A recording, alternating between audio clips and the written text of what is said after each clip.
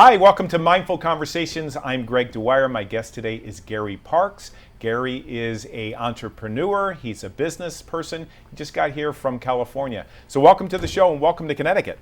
Thanks. I really enjoy it here. So what brought you from California, LA area, to Litchfield Hills area? It's a good question because it is quite a strange change, isn't it? Yeah. I have a daughter who was an actress, and she was acting in Europe, in England, and around there, based in England. And she lived there for quite a few years, and because of time and things, we didn't see each other much. She moved back to LA. She was with the Groundlings, the group out in California that has spawned so many famous comedians. And she was with them and came back to study with the Groundlings. And she said, I'm single now. She said, Dad, move out to LA. So Wow. I had nothing better to do. So I moved to LA, and I enjoyed myself a great deal living in her world. Okay. I knew nothing of show business, although I had done one movie, and she was an actress, and I was the only one that had movie credit. Well, what's it like? What was the inside like? Tell us. The inside of what? Hollywood, being an actress, entertainment business. I mean, Well, I'll tell you, there is certainly more talent than there are people to fill that talent. oh, okay. So It it's is hard to get in. Oh, Jesus, you really have to know somebody. Okay. And even if you know somebody, it's difficult too. Yeah. I had no desire to be in show business. Right. But it turns out all my friends were in show business. My golfing buddies were show business people. Right. So as far as the insides of that world, I don't know that. I just know it's so hard to get a break. Right. Yeah. Right. So you can move out there, you can get a job as a waiter and never get discovered. I used to tell people, I'm the only guy in California who's not an actor doing something else. And what did you do out there? What kind of work? What was your business background? My background was corporate business. Okay. Traveled a great deal, deal maker, whatever you want to call it, Okay. for companies. And then my wife and I started our own business in '85. And that was very successful. It was a very unique concept in the home healthcare business. Okay. All of our patients were ventilator-dependent patients, All right. primarily ALS patients. Okay. And we convinced insurance companies and other people that they'd be better off at home. Okay. Rather than a nursing home or some other Well, facility. they couldn't be at a nursing home because they were on ventilators, so they had to have 24-hour care. Okay. Gotcha. You stay in the hospital, it's very expensive. Yes. So we came up with the concept, let's do it at home. And let's do it better than anybody's ever done it. And it would save them money too, right? It saved insurance companies money. Yes. That's what I Yes, meant. It does. Yeah. Wow. So we did that until the late '90s, and then she wanted to go a different direction in her life. And so I moved to Tucson and helped a friend build a business out there Okay. in the advertising business. And then I moved to LA to be with my daughter. Nice. You know, it sounds like you're really good at business. It sounds like you're really good with people. What are some of the characteristics that a person has to have to be able to do that? It's like you dropped one business and you just picked up another. What is it? Persistence? What's the character trait? Well, number one, you have to have the desire to want to do it. You have to have the desire. I agree. I mean, anybody can have a job, but I think if you really want to be good at it, you have to really enjoy what you're doing. Right. Right. So And you did? You loved it? I did. Okay. Sure, I did. I really did. But then I moved to California, and I completely switched gears. Right. Right. I went into the golf business. Right. Right. My nephew loves golf. What were you doing in the golf business? What was the background there? Well, I had not planned on. I thought it was just to be a quick stop, right? Okay. And I went in one day, and they said, "Hey, do you know how to make custom clubs and repair clubs and things like that?" And I you said yes. "Well, of course I did." You didn't, did you? I knew more than the average person, but In other not words- but not enough probably to justify getting the job. So you learned as you did it. I became one of the leading experts in town. I say that very modestly. How did you do that? One gentleman came in one day, and his name is Steve DeMarco, and his father-in-law is Peter Marshall. Oh, okay. Yeah, I And know the Steve, name. Steve knows everybody, and he puts on these big charity golf tournaments. Okay. We became friends. Wow. He started bringing all these actors to me to do their club work, their custom club work. Wow. And so I kind of, for a while there, I had a reputation of club maker to the stars. That's amazing. It is. And let me tell you something. when you're a young man trying to make a sale to a corporation, Yeah. you have the gatekeeper. Yes, you have to get past her or him or whoever. And you can take seminars on how to get past the gatekeeper. Right. Impossible. It is impossible, you think? When you're a young salesman. Okay. Yeah. If you got a man's golf clubs, Right. it's a whole different story. Oh, okay. I would call a CEO or somebody, and his secretary would answer. And you get right through. Right through. I'd say, "This is Gary. I've got Mr. So-and-so's golf clubs. I'll put you right through." I love it. That's wonderful. It's amazing because And then you talk to them about a script that you wrote and you want to get on show business? No. I was one of the few people who didn't do that crap. Oh, that's nice. I know some people who did. Yeah, They would use those. Listen, I didn't want anything from them. Right. And we just ended up being pals, played a lot of golf together. Right. I couldn't do anything for them in their Right. careers, but Right. we had a lot of fun. Who were some of the famous people that you met out on the golf course that we would know? You're asking me to do some name dropping now, aren't you? Well, yes. Anybody that I would know? Let me tell you who's one of the finest gentlemen I've ever met in my life, Smokey Robinson. Wow. Why do you say that? Because he's just a quality man. Nice. He's got a great heart. Okay. He treats people well.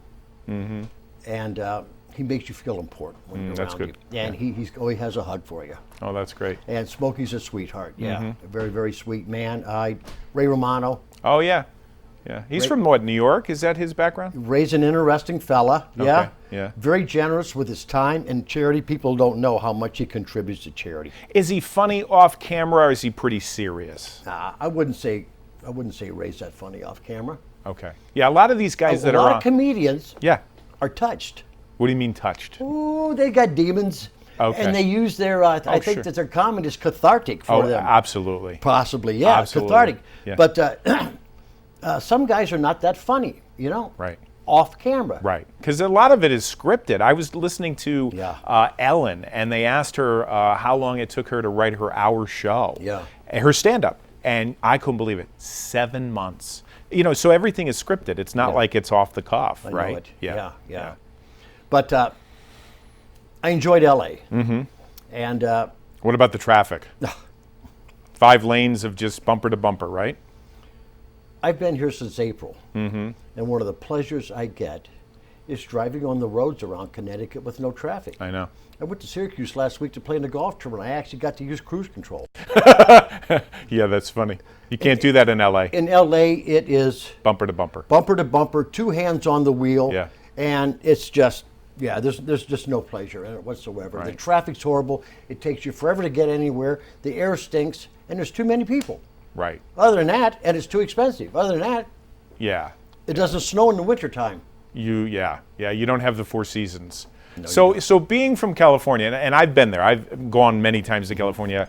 I have friends that live there. What's going on in California politically? What's going on economically there? How does it compare to, say, like Connecticut? What are some of your thoughts about it? Well, certainly, California has a myriad of problems right now. Okay.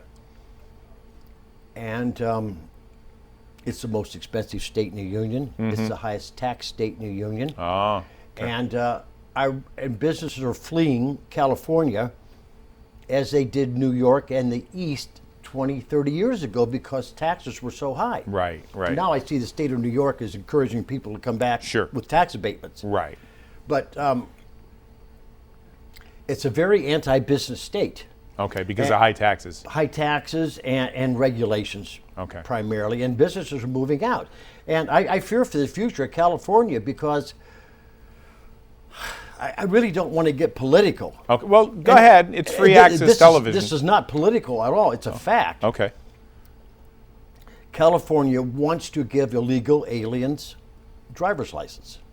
Okay. If you have a driver's license, You can vote. Vote. You can vote. Interesting. I have a problem with that. So why do you think, what's the agenda behind that, do you think? In my opinion, Yeah, it's the Democratic Party loading up for the future. I see. Every immigrant's going to vote Democratic. Because they gave them the car and the license. And pretty soon, you're going to have a state full of uneducated people who really can't help the economy.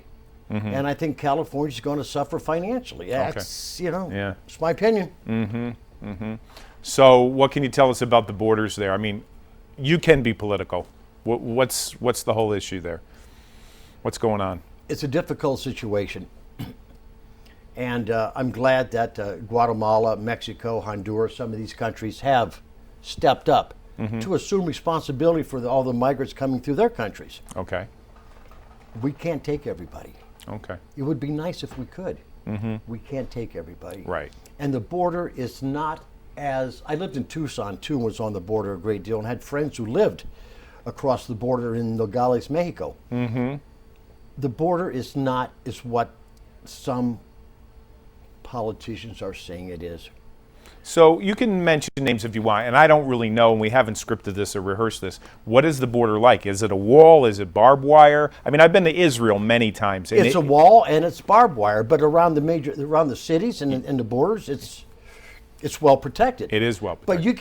But you get out west and east of there, or you go east, like heading towards El Paso. Yeah. It's just wide open. The border's wide open. Oh, it is wide open. Oh yeah. Oh, okay. Yeah, for hundreds and hundreds of miles, it's wide open. Yeah. Yeah. California has to. You can't be an entity that provides social services if you do not have a strong economy. Right. A strong economy dictates everything. Sure. That will happen in that state or entity. So you have to have a strong business base. It has to be fair, where people can make money instead of demonizing people for making a profit. Right. And you think they do? Absolutely. Why are they so against capitalism?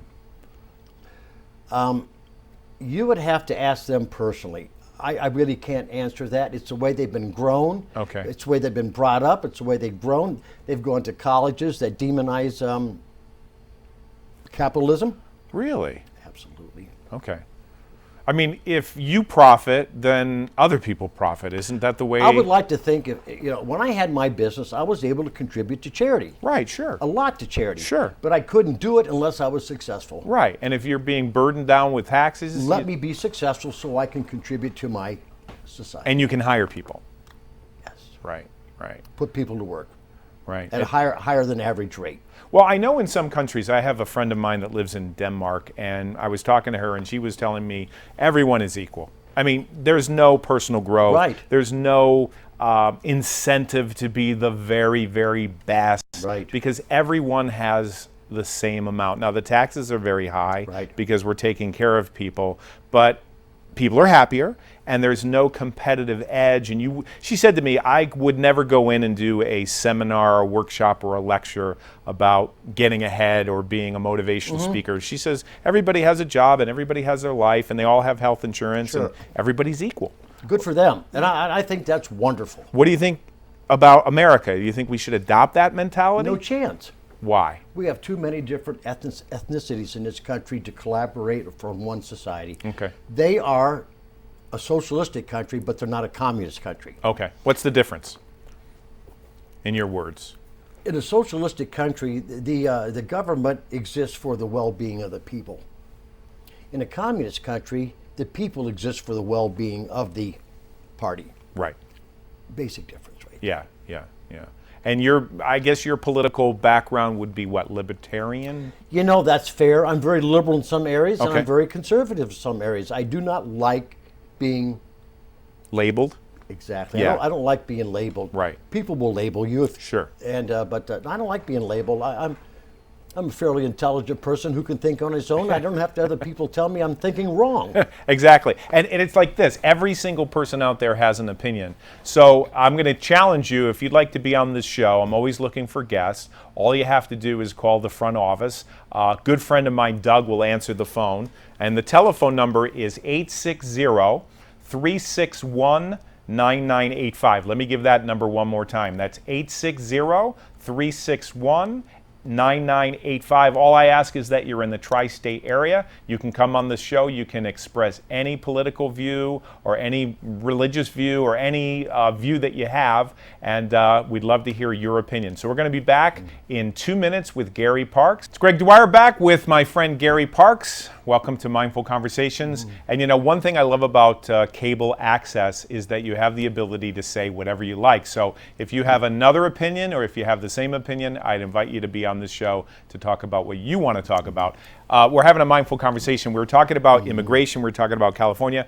Do you think we can really help all the people in the world in California? No, we can't, really. No, we can't anymore. We can't do that. Right. It's, you know, Teddy Roosevelt used to say, walk softly and carry a big stick. Sure, sure. Doesn't work anymore. What do you mean by that? That means don't push yourself around, but if you got to whoop some rear end, whoop some rear end. Right. That's an antiquated Sure.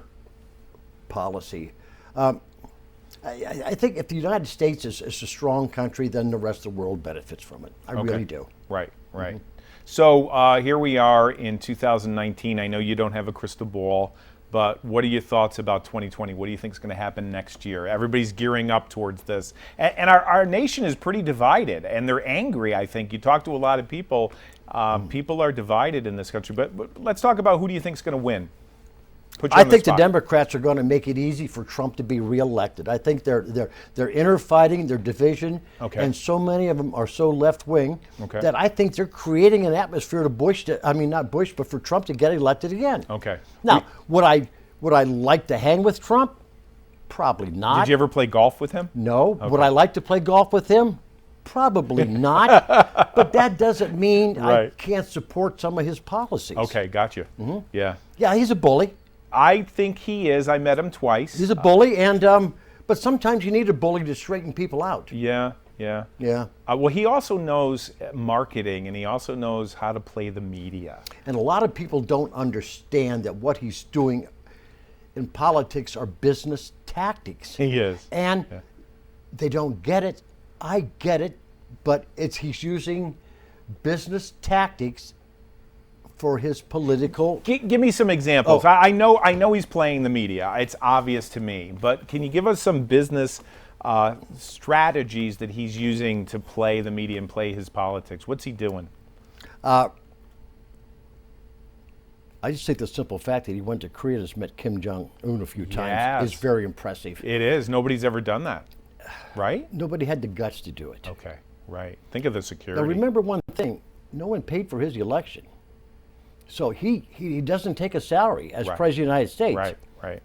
And for him to stick his neck out and try to do something that's be good for the world. Right. And all people want to do is criticize and pick it.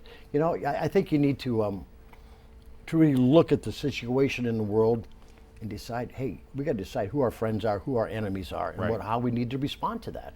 Well, one thing I learned about leadership is if you're going to be a strong leader, you're going to have people that really love you, and you're going to have people that hate you. I was in Germany a few years ago, and they were talking about Martin Luther, who started the Protestant Reformation. And the gentleman that was leading our tour mentioned to me that Luther was really loved by a lot of people, but he was also hated by a lot of people. There was a lot of division. And I thought to myself, well, I don't know, how that sets with me. And he said, but great leadership, you get a following, and then you get other people that want nothing to do with you. Exactly. And I think our country's divided. Oh, there's no question about that. It's divided now. Yeah. We are divided, and it's just a matter of which direction do people want to go. Hey, I'm 70 years old. I'm not going to be around that much longer. What they want to do with this country is up to them. I hope they do the right thing. Right. Like I said, I think you can be a benevolent and kind country, but you have to have a strong economy and a strong defense to accomplish that. Right. Just my opinion. Yeah, that's right. So let's talk a little bit about business. What do you think are some of the great aspects that business helps a person to grow? Because, this is called mindful conversation. So if someone wanted to get into business for themselves, what are some of the qualities that have helped you over the years be successful? Number one, be an effective communicator. Okay, good. Communication. Without effective communication, nothing's going to happen. Right. I love that. That's great. Perseverance. Okay. Believing in what you're doing. More importantly, in management, getting other people to believe that what you're doing and want to get on board with you. It's leadership. It's leadership. It's people following you. It's leadership. Yeah. And you know what? And I don't believe in management through intimidation. No, I don't. I never have. I had it when I was a young man. Right. Ex-military guys who were vice presidents of companies and stuff, hard drinking, 3 martini lunch guys, and swear like a bunch of sailors. Right. I'm kind of glad that management part of our lives are gone. Okay. Right. You can't do that anymore. No, you can't do it anymore, and it's not good for you anyways. No, you know? no. I tried 3 martinis at lunch one time, and I think I was in bed for 2 days. Well, you can't motivate people with fear, is my point. Fear is not a motivator. It's a temporary motivator. Right. But people want to work in an atmosphere where they feel appreciated. Exactly. And the same thing applies with relationships. I never called any of my employees. You never did. Associates. Okay. I paid them more than the competition did. Okay. Because I could. Right. I charged a lot for my services. Wow, that's But wonderful. I wanted them to benefit from it. Right. So your first customer is the people that are working with you. Think about it. They are people that you want to win over. Yeah. Right? Certainly. But no, I understood that I wanted to treat all my employees with the greatest dignity I could. Mm-hmm. Subjective bonuses, Right. Raises, Christmas bonuses, company cars, things like that I provided that the other people weren't doing for their Did people. people take advantage of you, or did they appreciate it more and want to dedicate more time and energy? What was it like? That's a great question. I'm glad you asked that, because in the 10 years that I was president of the company, I think we only fired 1 person. Okay. All right. Out of about 100 employees, average Okay. about 100 employees. That's nice. So you didn't have a lot of turnover. Don't want turnover. Turnover is expensive. Training people is expensive. I don't want turnover. I'd rather pay my people more, get the best people I possibly can, paying more than the competition's doing, and feel safe and secure that they're taking care of the patient. That little nugget that you just said is priceless. I've thought that. I've said that to a few friends of mine, but if we had scripted this, I don't think it would have been better. I think you've nailed it there. I think that's what's important in business. People feel that they're part of the team, and you've also selected people that are really good at what they do. We were in the nursing business, Right. 24-hour care. I remember one time an RN was upset because we were paying an LPN about the same as she was getting. Okay. I said, but she's an expert on this ventilator machine. Can you take that machine apart and put it back together and keep the patient alive before the service gets there? I couldn't get a good answer. I said, that's why she's getting paid. Right. I pay for competence, Right. not for degrees. Right. Exactly. I want to pay for competence. People who've been there, done it, and truly want to make a difference in a person's life. Well, what about the workforce today? The kids that are getting out of college today. What do you think their attitude's like? Do you think they can communicate? Do you think they can work hard? What's your opinion about this? Is probably more. Now you could get me in trouble. I was going to say this is probably worse than talking about politics. But really, the younger generation, are they going to fit in? What do you think's going on? We've coddled them too much. We have. We've given them too coddled many them. awards. We've given them. We're giving them awards for finishing first grade. Right. We're giving awards for getting out of daycare. They're participating in sports where there's no winners or losers. Right. And then they got to join the real world someday, and they're just not used to having to justify their existence, which we all have to do. Yeah, I heard a story of some person, I can't remember the details, but they were very wealthy, and their mom and dad took care of them. So they had like 5 or 6 jobs in the last 2 years, because when things didn't go their way, they just walked off the job and lived in the basement of their parents. They didn't have any kind of responsibility, and they said, oh, not going to do this anymore. Right. What do you think what do you think needs to change? Geez, I wish I had a quick answer for you on that one. You've got me kind of stumped there, Greg. Yeah. I can't tell you. I just think there has to be more reality in their lives about winning and losing. Well, business is a game, isn't it? I mean, everything is? It's a game. You got winners and losers. Yeah, but the life is, everything in life is not about business. Whatever you go into, you are not the center of attention. Right. You're not the center of attention. This company doesn't exist to make you feel good about yourself. Exactly. You're there to do a job. Right. If you do it well, then you will be paid, possibly promoted. If you don't do it well, you're going to be fired. Right. And then you're going to wonder, geez, why don't they love me like my mom and daddy do? Well, there's also a difference between a person that goes and takes a job and wants to be secure, and a person that wants to take a job and be better. Like an entrepreneur, you're an entrepreneur, I'm an entrepreneur. We're risk takers. We're risk takers. We're different from just, okay, give me the paycheck, give me the paid vacation, give me the health insurance. So there's a different mentality that you have. Yeah, I didn't.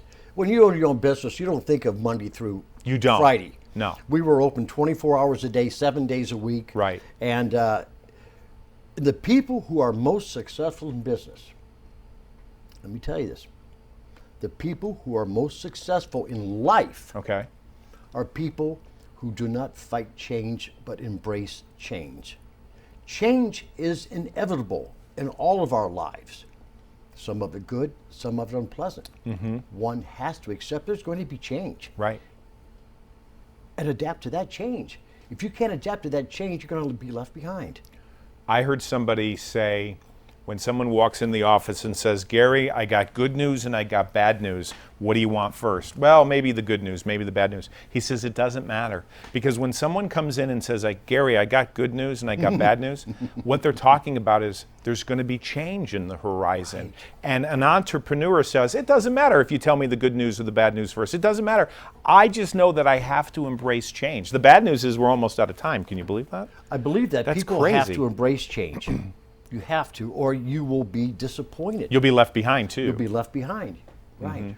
Well, what do you think about the mentality of a person that says, I want to get a secure job and I just want to stay there for 20, 30, 40 years? That's great. Does it exist anymore? Yes, it does. It does? Where? My friends who were school teachers stayed in teaching school for all those years, and they're retired, have a very nice life retirement now. Right.